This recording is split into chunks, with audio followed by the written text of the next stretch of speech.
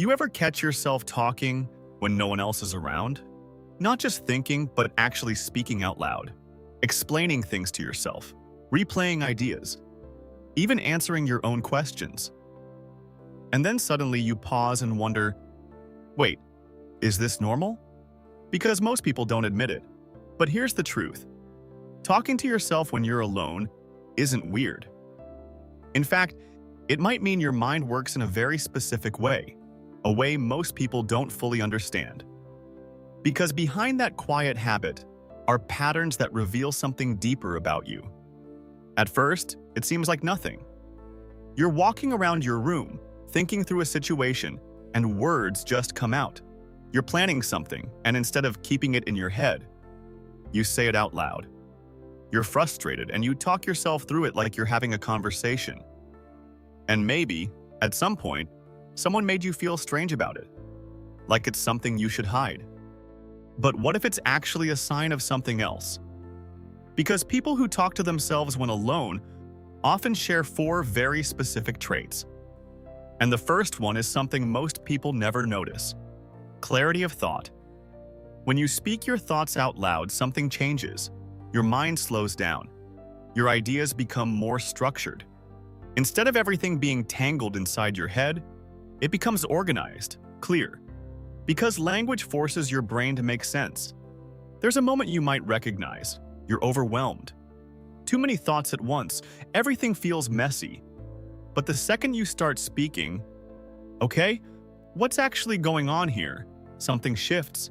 Your thoughts begin to line up. You start understanding things that felt confusing just seconds ago. And that's because talking to yourself is a form of processing, not confusion, not instability. Processing. Your brain is using language as a tool to create order, and people who naturally do this tend to think more deeply. But clarity isn't the only thing happening. The second trait is self-guidance. When you talk to yourself, you're not just expressing thoughts. You're directing yourself, encouraging, correcting, motivating, sometimes without even realizing it. You might say things like, "All right, focus. You've got this. Don't overthink it." And in that moment, you become both the thinker and the guide, which is powerful. Because instead of relying entirely on external voices, you've developed an internal one. A voice that helps you navigate situations, decisions, emotions. And this is something not everyone has. Some people rely heavily on outside validation, outside direction. But people who talk to themselves often build that direction internally. They become their own support system.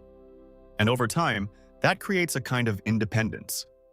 The kind that doesn't always need to be seen, to be real. There's a scene that captures this perfectly. Imagine someone facing a difficult decision.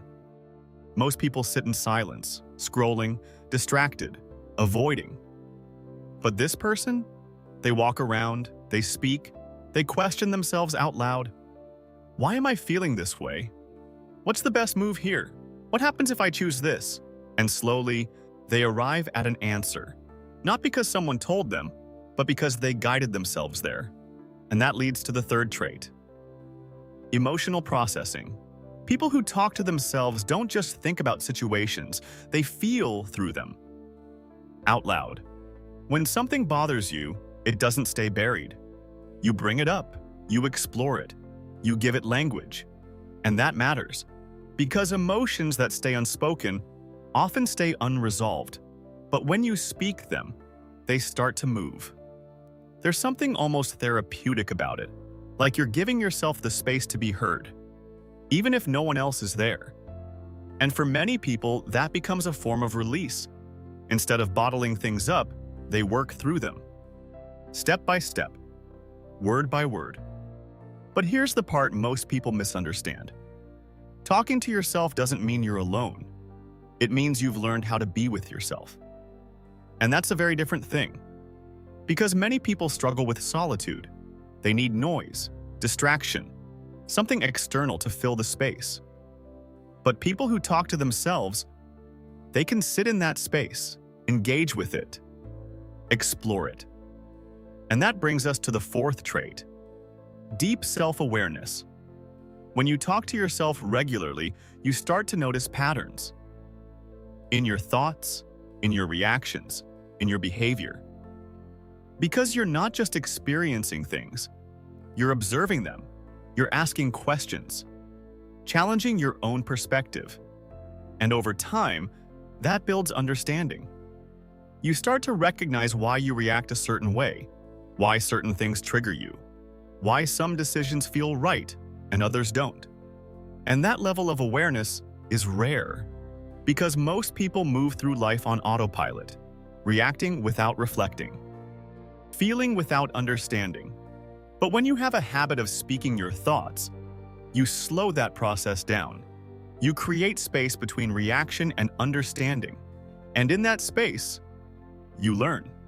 But like everything else, there's a balance.